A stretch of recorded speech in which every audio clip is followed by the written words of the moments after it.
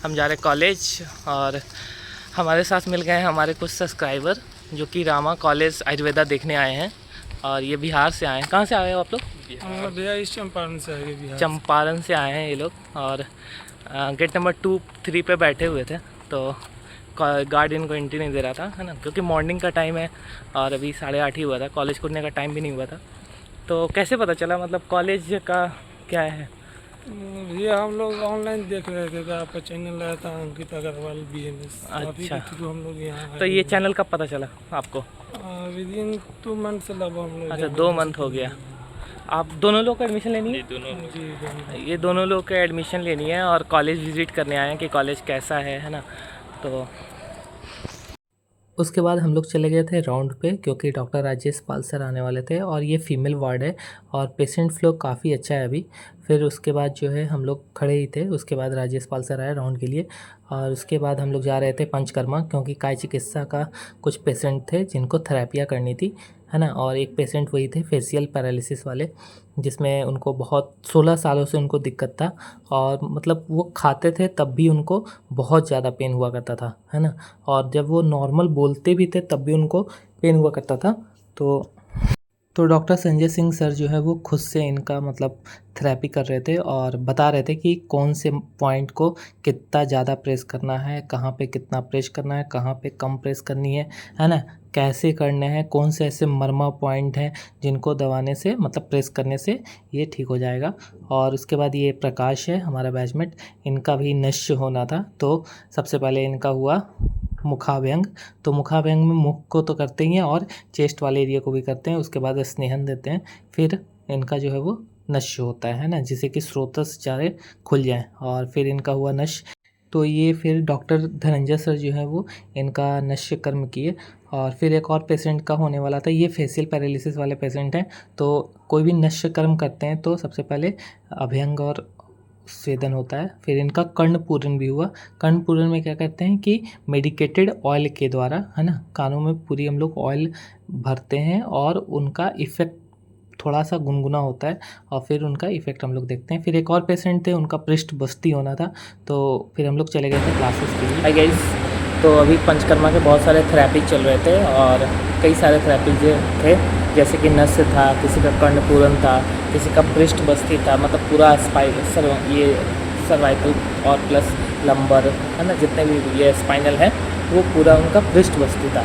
और किसी का बस्ती होने वाला था।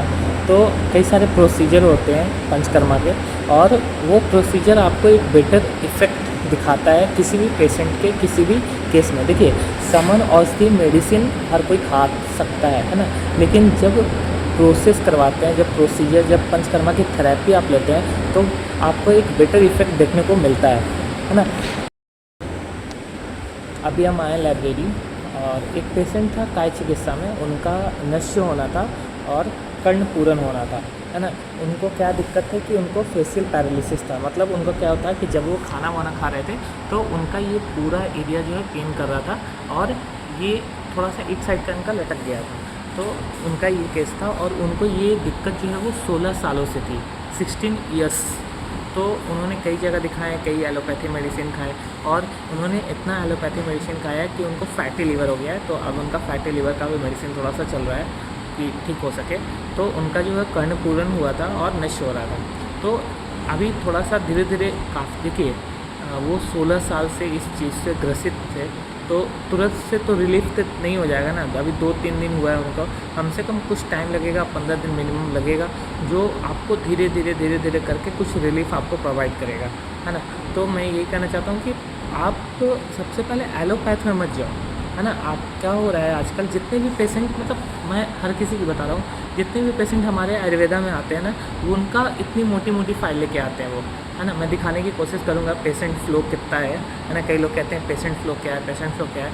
मैं पेशेंट फ्लो आपको दिखाने की कोशिश करूँगा कि कितनी पेशेंट फ्लो है। तो वो इतनी मोटी मोटी फाइल लेके आते हैं और उनमें हर जगह का रिपोर्ट, हर मेडिसिन, हर जाँचें, सब कुछ होता है उनके पास, लेकिन क्या दवा खा रहे हैं ठीक हो नहीं रहा, दवा खा रहे हैं ठीक हो नहीं रहा। बहुत सारे पेशेंट हैं, नी जॉइंट्स के कई सारे पेशेंट हैं जो उनको सर्जन ने कह दिया है सर्जरी करने का, बोला इसके अलावा कोई ऑप्शन नहीं है। बट वो पेशेंट अब, जो पेशेंट चल के नहीं आया था, है ना, व्हील चेयर से आया था, वो पेशेंट अब खड़ा होकर चल पा रहा है, बहुत आराम से चल पा रहा है। उनका भी मैं रिव्यू डालने की कोशिश करूँगा इस यूट्यूब चैनल पे। तो ये आयुर्वेदा का इफ़ेक्ट है। जो लोग कहते हैं ना कि आयुर्वेदा एक प्रोबो साइंस, भाई कोई प्रोबो साइंस नहीं है, कोई जादू इधर नहीं होती है। यहाँ असली थेरेपी, असली मेडिसिन और अच्छे डॉक्टर अगर आपके पास है ना, तो आपको एक बेटर रिजल्ट देखने को मिलता है किसी भी केस में, चाहे वो सर्वाइकल स्पॉन्डिलाइटिस का केस हो, नी जॉइंट का पेन हो, है ना, या फिर लंबर पेन हो, सियाटिका का पेन हो, फेशियल पैरालिसिस हो, है ना।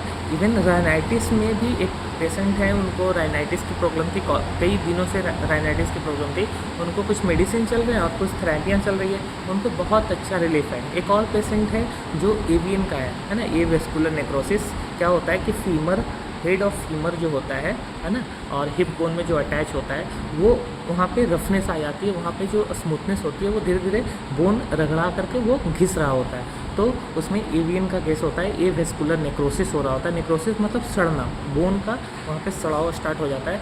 तो उनको भी काफ़ी अच्छा रिलीफ है। पहले वो नॉर्मल पैर भी नहीं उठा पाते थे, है ना, दोनों साइड का है, राइट साइड में ज़्यादा है, बट वो उनका काफ़ी रिलीफ है। उनका भी मैं रिव्यू डालने की कोशिश करूँगा। एक्चुअली क्या होता है, थोड़ा सा टाइम मुझे नहीं मिल पाता, 9 to 4 क्लासेस होते हैं और बीच में कुछ टाइम मिलते हैं, जैसे प्रैक्टिकल के जो क्लासेस टाइम होते हैं उनमें मैं रिकॉर्ड कर पाता हूँ। जितना मैं सोचता हूँ कि जितनी चीज़ें मैं, कई सारे रिव्यू डाले हुए हैं पेशेंट के और मैं उनका भी रिव्यू डालने की कोशिश करूँगा। तो मैं यही कहना चाहता हूँ कि आयुर्वेदा का स्कोप बढ़ रहा है। आयुर्वेदा ट्रीटमेंट पे आप भरोसा कीजिए, है ना, क्योंकि कई सारे ऐसे पेशेंट होते हैं जो कहते हैं कि डॉक्टर साहब मुझे तो पता ही नहीं था कि ऐसा कोई कुछ थेरेपी इधर होता है, मुझे तो पता चला फिर मैं आया हूँ, है ना। मतलब उन्होंने, मतलब आज एक पेशेंट थे, वो कह रहे थे कि उनका नी पेन था, बहुत दिन से था और बिल्कुल चल के नहीं आए थे, वो व्हील चेयर से आए थे।